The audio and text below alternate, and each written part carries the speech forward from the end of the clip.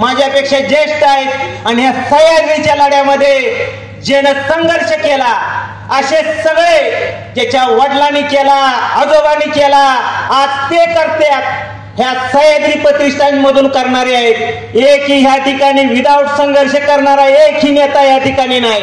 मला एवढंच सांगायचं आहे, ज्या संघर्षातून गेले 2-3 वर्ष, 7-8 वर्ष भरत दादा, आनंदराव बापू, विश्वासराव असतील जाधव सैदापूरचे, मला फक्त येऊन म्हणायचे की पाठीमागा निवास बस, आम्ही प्रश्न विचारतो, तुला बोलता येत नाही, आघाडीचा धर्म आहे, पण पाठीमागा येऊन बस आमच्या. मी सातत्यानं सर्वसाधारण सभेला जायचो आणि त्यांच्या पाठीमागा बसून त्यांची पाठराखण करण्याचं काम करायचो. मानापान सण करून ज्या माणसाने 15 वर्ष संघर्ष केला, 20 वर्ष संघर्ष केला, ज्या विठ्ठल तात्यांनी, ज्या हिंदूराव चव्हाण साहेबांनी, ज्या धैर्यशील कदमांचे वडील जे दादा असतील, यांनी भीमराव काका या ठिकाणी आहे, संपत दादा आहेत, अशा माणसांचे विसर ह्या लोकांना पडला. मला एक तुम्हाला सांगायचं आहे, गेले 3 महिन्यापूर्वी हा संघर्ष आज माहीत चालू आहे. हा अनेक वर्षापासून 2019च्या निवडणुकीत सुद्धा दादा मी साखर संकुल मधनं यादी घेतलेली आहे. माझा अभ्यास सुरू होता. मी आज नाही करत, काल निवडणूक झाली म्हणून आज नाही तुमच्या समोर आलो.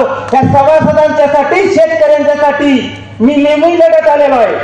आणि आदरणीय पृथ्वीराज चव्हाण साहेबांच्या नेतृत्वाखाली, आज जयकुमार भाव आहेत यांच्या नेतृत्वाखाली आम्ही निवडणुका अनेक लढलेल्या आहेत. आज ही निवडणुकीला सुरुवात करताना, तुम्हाला न्याय देताना त्या ठिकाणी मी 5 तास वेळ घालवलाय. 5 तास वेळ घालून बाबांची परवानगी घेऊन तुमच्या प्रश्नाला ताकदीनं विचारायचं, सत्ताधारी पार्टीला आणि चेअरमनला याची भूमिका घेऊन मी ताकदीनं उतारलो.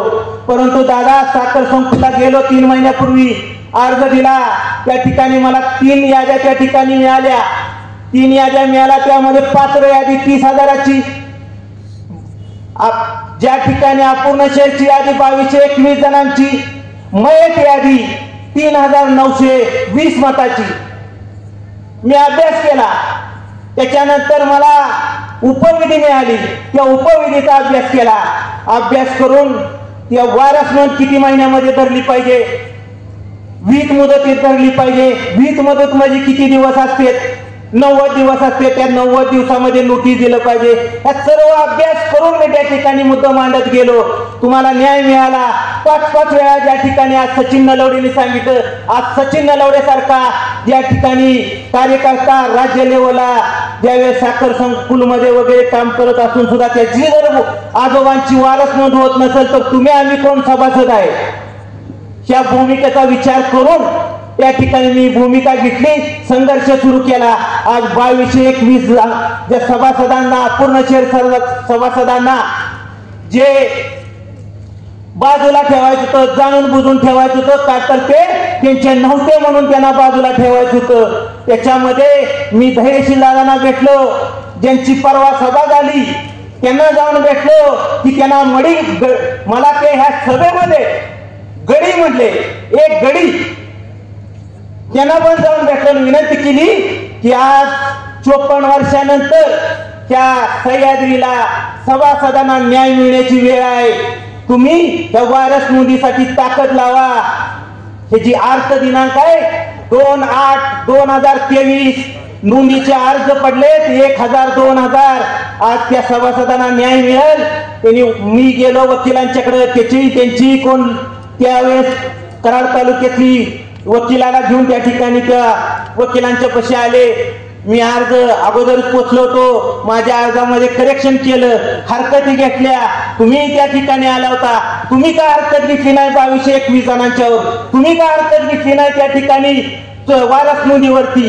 तुम्ही संघर्षात याचं, आज या संघर्षातनं करून तुम्हाला ज्यांनी त्या विधानसभेवर पाठवलं, त्यांनी ज्या ठिकाणी माघारी घेतली, अशा लोकांना, रामकृष्ण वेताळभाऊ असतील किंवा धैर्यशील दादा असतील, त्यानं या ठिकाणी माघारी घेऊन राजकीय आपली आत्महत्या करून घेतली. पण खरोखर त्या ठिकाणी त्यांनी प्रामाणिकपणे काम करण्याची भूमिका घेतली आणि त्याच भूमिकेनं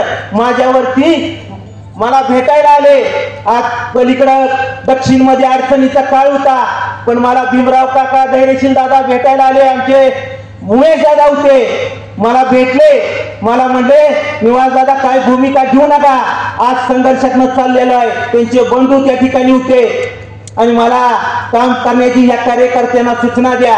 मी आज दक्षिण मध्ये त्यांच्या कार्यकर्त्यांनी काम चालू केलं होतं. मी ह्या ठिकाणी शेवटच्या टप्प्यामध्ये कार्यकर्त्यांना सांगितलं की आपल्याला राहिलं पाहिजे. आज आपण एवढ्या वर्षांना आपल्याला न्याय मिळत असला तर आपण ती भूमिका घेतली पाहिजे.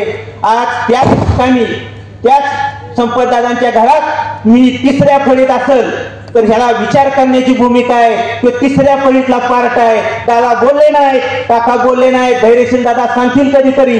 म्हणजे आज निवास थोरात गडी म्हणून नाही तर कार्यकर्ता म्हणून तुमच्यासाठी आणि सामान्य कुटुंबातला आहे.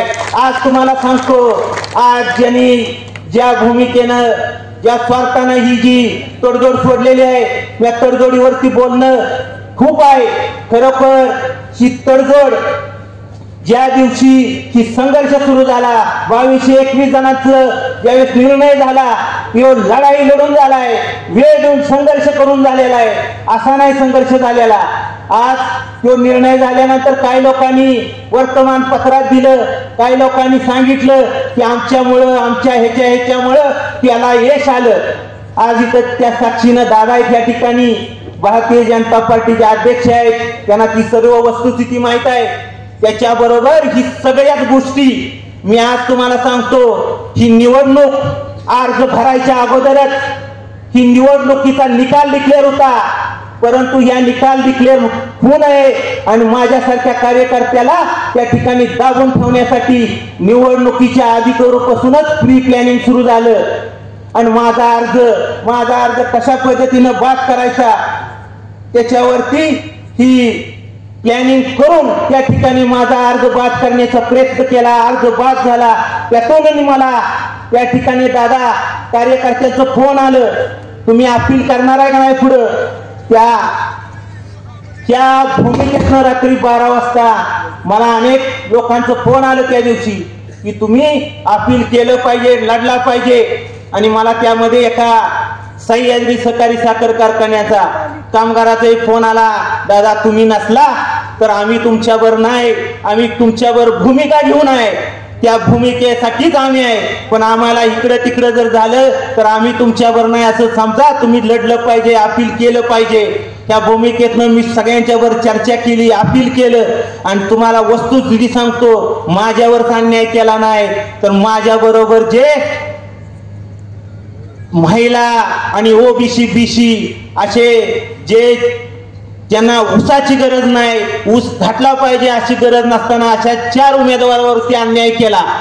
आणि त्यांचं मुद्दामून पॅनेल लंगडं झालं पाहिजे, पॅनेलमध्ये उमेदवारांना पॅनेलच तयार झालं नाही पाहिजे. म्हणजे अशा भूमिकेनं ही भूमिका ठेवून पुढचं आपले सहकारी तयार होते. मला सांगायचं आहे की आज ही जी वस्तुस्थिती सांगण्यासाठी खूप वेळ लागणार आहे, पण ही झालं अर्ज बाद करण्याची. अर्ज बाद करण्यानंतर ज्यावेळेस माघारी घ्यायची होती त्याच्या अगोदर बैठका चालू झाल्या. 3 दिवस रात्रंदिवस मी कष्ट करत होतो, पळत होतो. त्याच्या अगोदर ज्या पद्धतीनं मी भूमिका बजावली, तुमच्यासाठी जी 54 वर्ष तुम्ही संघर्ष करताय आणि तुमचा सह्याद्री तुमचा वाटला पाहिजे, त्याच्यावरती आपण कारखान्यावरती गेल्यानंतर तुम्हाला त्या ठिकाणी आपला सह्याद्री वाटला पाहिजे. म्हणून ज्या भूमिकेतनं 2:45 वाजता दादानी मला फोन केला, निवास उठ, ही भूमिका वेगळी आहे, आपल्याला त्या ठिकाणीच गुंतवून. आणि ह्याने आम्हाला 1:30 वाजता मिटिंगला बोलवलं. ह्यांचं पूर्ण पॅनेल तयार करून अर्ज काढून त्याने आम्हाला बोलवलं आणि आम्ही ह्यांची वाट बघत बसलोय की ही आपली तडजोड होईल आणि आपल्याला शेतकऱ्यांना न्याय द्यायचा आहे, सभासदांना न्याय द्यायचा आहे, 54 वर्षात लढाई जिंकायची आहे. एकाच एक करून सर्व समविचारी एकत्र घेऊन या ठिकाणी लढायचे. बाबांच्या समोर 2:45 वाजेपर्यंत मी शेवटपर्यंत विनंती करत होतो की कुठंतरी बसून विषय संपला पाहिजे. त्यांनी 8 दिल्या, 10 दिल्या, काय दिलेलं नाही. त्या ठिकाणी फक्त भरत विठ्ठल चव्हाण, निवास थोरात, नाहीतर बाकी सगळं प्रश्नचिन्ह त्या ठिकाणी होतं. ही चुकीची भाषा वापरायची नाही. काय असेल ती लोकांना खरं सांगायचं आणि खऱ्यानं वागायचं, न्याय द्यायचं काम करायचं आणि त्या ठिकाणी सन्मानानं वागणूक द्यायला पाहिजे होती, पण तसं काही झालं नाही. आम्ही त्या ठिकाणी लढायची भूमिका घेतली 15 मिनिटांमध्ये, आमचा एक अर्ज निघाला त्याच्यामध्ये, पण आम्ही हरलो नाही. मला सांगायचं त्यातून पुढे गेल्यानंतर सुद्धा चिन्ह घ्यायच्या आधी आपण बसलं पाहिजे, चिन्ह घ्यायच्या आधी बसलं पाहिजे, चर्चा केला पाहिजे, असं केलं पाहिजे. त्याच्यातून फोन आलं, परत ठीक आहे म्हणले दादा चर्चा करा, सन्मान मिळत असला तर चर्चा केली पाहिजे. मग परत चर्चा झाली, परत ती 2 दिवसानं आलं, परत त्याच गोष्टी चालू झाल्या. सकाळी 11 वाजता परत आणखी निरोप आले. मी वाट बघत थांबलोय, चिन्ह एकत्र घ्यायचं, तुमच्या सगळ्यांच्या मनात जी गोष्ट घडवायची आहे एकाच एक पॅनेल करायचं आहे. त्या भूमिकेसाठी 11:30 वाजेपर्यंत धैर्यशील दादांच्या ऑफिस मध्ये बसलो, उमेदवारांच्या सह्या घेतल्या. मला पुढून फोन होत होतं की आता थांबलं पाहिजे, एकत्र लढलं पाहिजे, आणि तुमचा अर्ज 11 वाजता चिन्ह मागाय. ही कुठली भूमिका?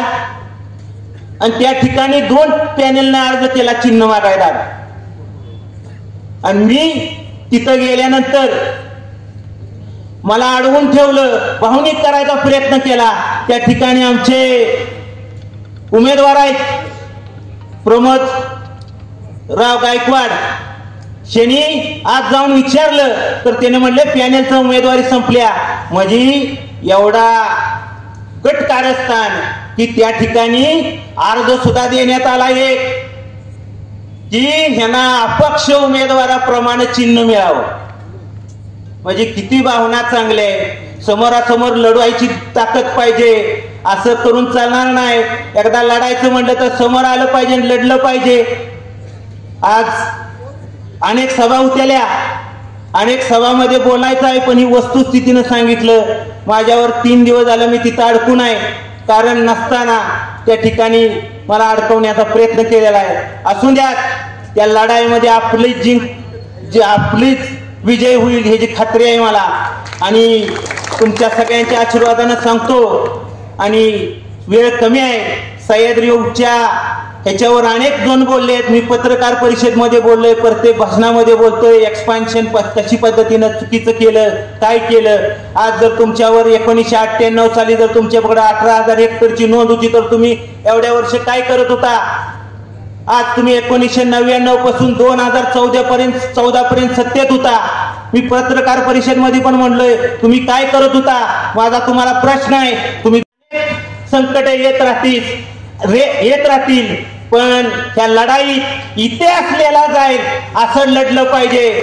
म्हणून मला सांगितलं उठताना, आणि तू लढ, मी तुझ्या पाठीमाग आहे, असं म्हणणारी आज आदरणीय पृथ्वीराज चव्हाण साहेब असतील, आदरणीय भाव असतील, धैर्यशील दादा असतील, भीमराव काका असतील, रामभाऊ वेताळ असतील, संपत दादा असतील, खरोखर आपल्या ह्या सगळ्यांच्या शेतकऱ्यांच्या लढ्याला आपल्या पाठीशी राहिले.